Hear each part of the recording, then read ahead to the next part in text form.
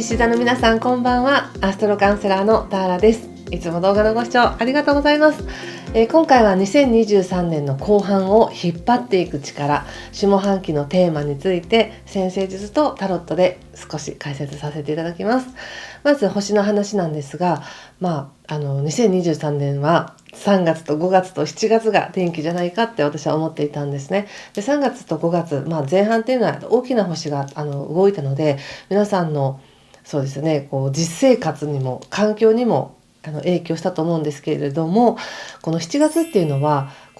何かそこからまた何かが大きく変わるっていうわけではないんですが、この2023年の前半に起きた出来事や体験したことを踏まえて、7月から自分の意識が広がっていくというか、本当の自分に帰っていくというような何か内面のですね、動きが強くなってくると思うんですね。で、この内面の動きっていうのは、今後の例えば獅子座の皆さんにとっては自分の可能性を信じるとか、今年のテーマでもね、今年の器を広げていくっていうのあったと思うんですけれども、何かそういうね、意識改革のようなことを促されているなと思うんですね。で、そのきっかけが7月にあると思います。そしてもう一つ、この下半期で星の動きの中でちょっとお伝えしておきたいことがあと3つありまして、もう一つが7月23日から9月4日までの期間、この時ですね、愛情とかお金とか価値を表す金星が逆行するんですね。で、この逆行期間は獅子座にいますので、獅子座の皆さんはある意味ラッキーかもしれませんね。華やかさとか豊かさとか美しさ、人気とかもですしね、社交性というのがずっと獅子座を照らしてくれているので、とてもいいと思うんです。ただちょっとこの逆行期間っていうのは勘違いも起きやすいので、注意なんですね。例えばもうすでに皆さんはそのままで十分美しいとか、十分その人の良さ素晴らしさっていうのがにじみ出ているのに、いやもっと自分を磨かなくちゃいけないとか、もっと自分を華やかに見せなくちゃいけないからすごく高い洋服を買おうとか、すごく高いエステに行こうとか、なんか美容設計しようとかっていうふうに、何か必要以上に勘違いして何かをしやすいっていうのがあるので、十分自分はもう満たされているっていう感覚を忘れないようにしてください。で、お金に関しても別に使っちゃダメってわけではないんですが、ちょっと予想が外れるとか、思ったように、例えばですけど投資とかも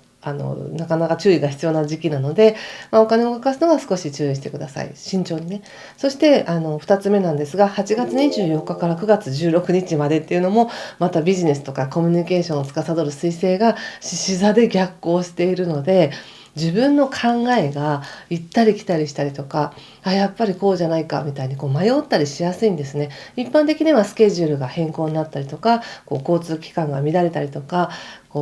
メールが届きにくいみたいなね、コミュニケーションの誤解が生まれやすい時なんですが、獅子座の皆さんにとってはそれが自分の頭の中でぐるぐるしそうなので、やっぱりこうかなああかなっていうふうに思いそうなので、そんなに考えなくても、自分にとって何が真実なのかっていう視点でいくと、そんなに迷うことも少なくなるんじゃないかと思います。ですので、大まかに言うと7月の23日から9月16日ぐらいまでは彗星もです、金星も逆行してますので、そういった勘違いとか、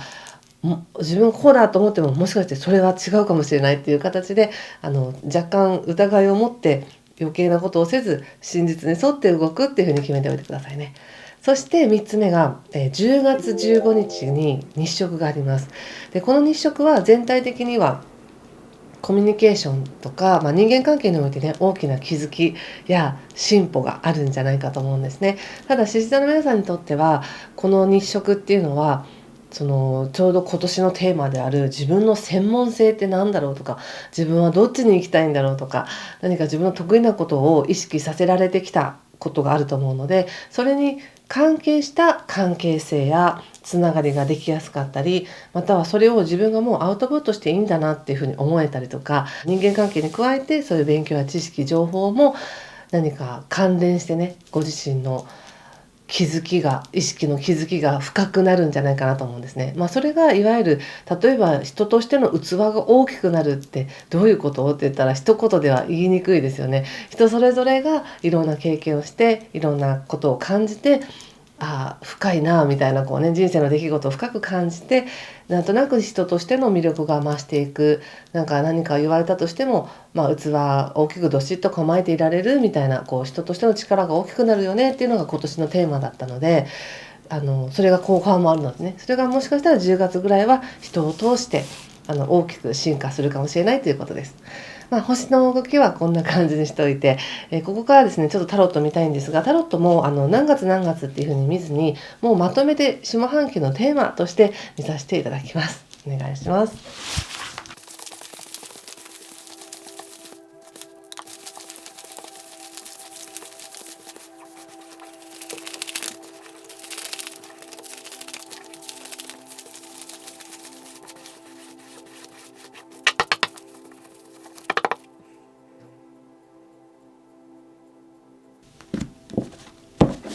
はい、じゃあ一緒に見てみましょう。はい、ソードキングの逆ですね。そしてソードナイト逆、カップカップのナイトの逆ですね、これは。はい、ペンタクス6、ペンタクス2、フール逆、そしてストレングスです。はい。そしてワンドの5と、ワンドのページですね、これは。はい。オラクルはじゃん、忍者の逆ですね。なるほど。はい、なるほど。今年2023年のね、後半、現実的に言うと、すごく社会運が開けていて、なおかつ自分がもしそっちの方面で願えば、また新しい仕事だったり、新しい世界だったり、新しい人脈とか、すごく世界が華やかに広がっていく運勢の中にいるんですね。で、なおかつ、逆行してるとはいえ、9月中旬までは自分自身の価値とか魅力とかもどんどん増えていってる状態なので、とっても華やかなんですが、カードで言われているのは、この2023年の後半は慎重に思慮深くいきましょうって言われています。慎重に思慮深くです。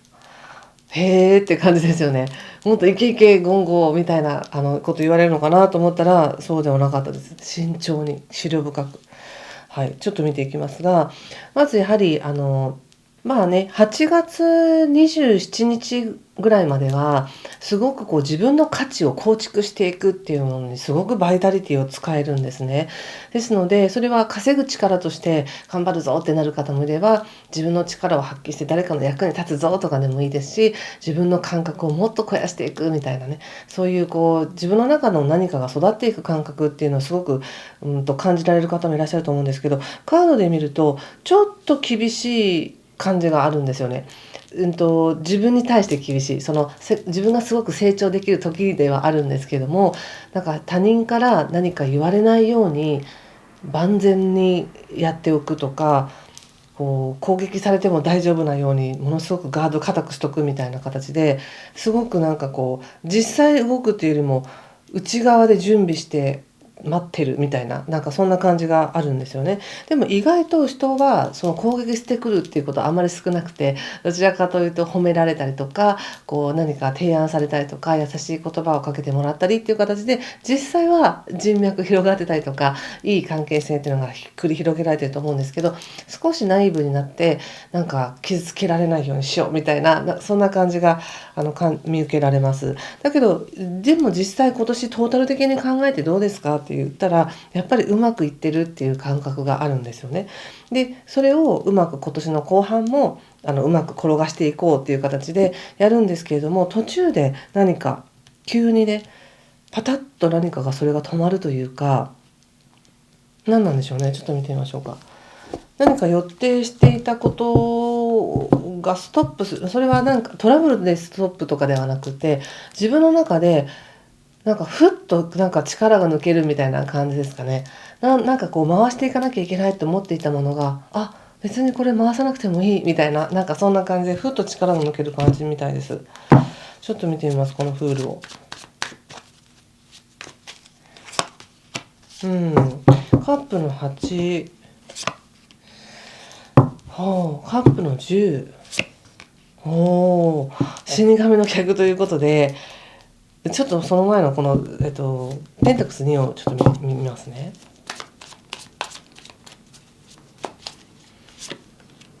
太陽逆、はい、ソード5、ソード8。なるほど。ですね、すでにやはり何かもう精神的進化というかね、気づきが起こり始めているのかなっていう感じがしますね。最初に言ったその誰かの目を気にしたりとか、誰かからこう批判されることを気にするっていうことをちょっと力を抜いて、もうそんなことどうでもいいやみたいな形でこう力を抜いてみたら、自分の人生ってうまくいってるよねとか、なんとかなるよねっていう、その安心感の中で急にスポッとこう入れるみたいで、そうなると別にすごく焦って何かをやってたけど、別にそんなに焦って一生懸命やらなくても大丈夫かもしれないっていう意識になり、そして急になんかこう継続しなければいけないと思ってたものをやめてみるっていうね、選択をしそうなんですね。でやめてみた後にものすごい幸せ感がまたやってきたっていうのがあり、そして全く違う視点でこう自分自身とか自分の人生というのを捉えてやっていけるっていう、ものすごくなんだか急にいいゾーンに入ってそのまま行くみたいな感じがあるんですよね。これまで考えていたその狭い世界観とか固定概念、既成概念の中で生きるのではなく、それがいきなりスパーンとなんか外れて、すごく自由で温かい意識の中で成長していける、その中で本当の自分っていうものを見ていける、発見していけるっていう風に出てるんですよね。ものすごいなんかトランスフォーメーションです。ここでもトランスフォーメーション出てるんですけど、改革ですね。そしてだからこそだと思うんですけど、だからこそ目の前のことを一生懸命やりましょうとか、このまま頑張っていきましょうっていうよりも、思慮深く自分の中を見つめていってくださいと。慎重に。そうするともうなんかその中に充足感、幸せな世界観、本当の自分っていうものはもうすぐにそこにあった、すぐそことつながれるみたいな感じです。ものすごい精神的な改革をしそうな感じですね。はい。現実は少しもちろんやることはあるのかなっていう感じもしますが、それは十分これまでのバイタリティでやっていけるし、こなせるっていう感じです。なんだか本当に急にゾーンに入ったっていう感じがあるので、ポイントとしては本当に肩の力を抜くことかなっていう感じがしました。はい。運勢的にはね、現実世界の運勢的には非常にいい時期ですから、自分のエゴが一生懸命あれこれあれこれしなくても、ふっと抜いたら急に幸せな世界が広がってたみたいな感じがあるので、もう仕事運がどうとか金運がどうとかっていうよりも、なんかちょっと違う意識のゾーンに行けるなっていう感じがしましたので、ぜひ楽しみに力を抜いて過ごしてみてください。そしてまたね、7月単月のメッセージはまた準備でき次第アップしますので、そちらも楽しみにしててください。ということでちょっとあっさりしてますけど、今回ここまでしておこうかな。ちょっともう一枚だけその思慮深さのメッセージ補佐を引いてみたいと思います。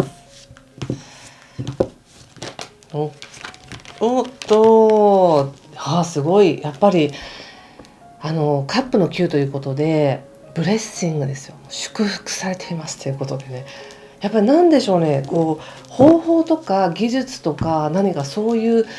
なんか頑張って成果出しましたとかではない、なんか急にふっと次元が違うところに行けるみたいな感じがあって、ものすごく幸せな世界観に包まれて本来の自分の力を発揮していくっていう感じなので、もうここで終わっておきましょう。はい、ということでありがとうございました。ぜひ後半も素敵な時間をお過ごしください。またすぐにお会いしましょう。今回も最後までご視聴ありがとうございました。失礼します。